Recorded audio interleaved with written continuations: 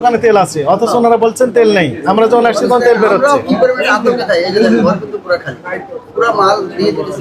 আপনারা ওই যখন তেল সাপ্লাই দিবেন প্রত্যেক দোকানে বলে দিবেন যে তেলগুলো একদম সহজে দৃশ্যমান স্থানের জন্য রাখে, গোপন স্থানে রাখার সুযোগ নেই। আগে আসলে আগে পাবেন, ভিত্তিতে ওনারা জন্য সেল করে দিয়ে দেয়।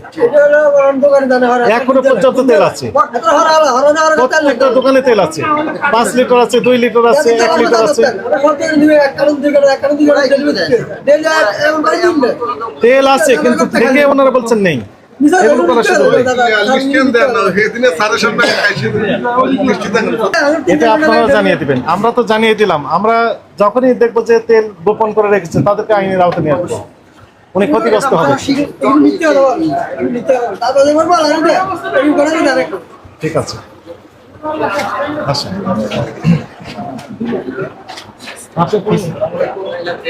তেল না তো আপনার? না না, তেল না।